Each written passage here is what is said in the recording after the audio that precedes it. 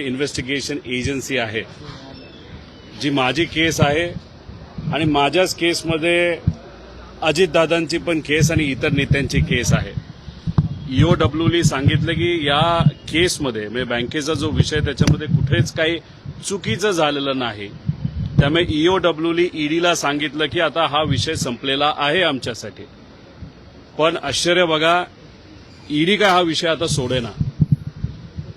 13 तारखेला म्हणजे या महिन्याच्या 13 तारखेला अजितदादा जाऊन कदाचित 15 दिवस झाले असावेत.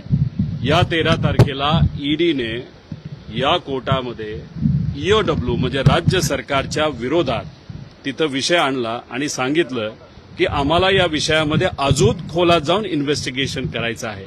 आता आम्ही आमचा विषय लढतोय, आम्ही जिंकणार याचा विश्वास आम्हा सगळ्यांना तिथं आहे. कितीही संघर्ष केला, किती आम्हाला आडवं चालले तरी आम्ही तिथं लढत राहू.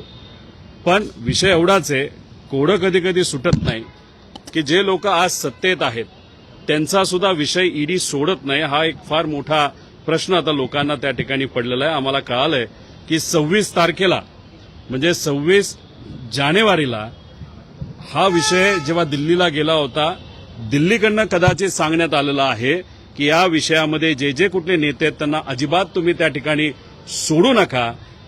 इन्व्हेस्टिगेशन ऑफिसर बदलायचं झालं तरी बदला, पण हा विषय तुम्ही सोडू नका. म्हणजे कुठं ना कुठंतरी राज्य सरकार आणि केंद्र सरकारमध्ये विरोधाभास आहे असं आम्हाला वाटतं. पण ठीक आहे, आमच्यासाठी थोडं सोपं आहे कारण आम्ही विरोधात असल्यानंतर आम्हाला माहिती आहे की आम्हाला संघर्षच करायचा आहे, कोर्टात लढायचं आहे. पण ज्या लोकांना असं वाटतं की ते आज सत्तेत आहेत म्हणून ते सुटले, त्यांचा मात्र फार उद्या जाऊन मोठी अडचण होऊ शकते असं मला तरी वाटतं.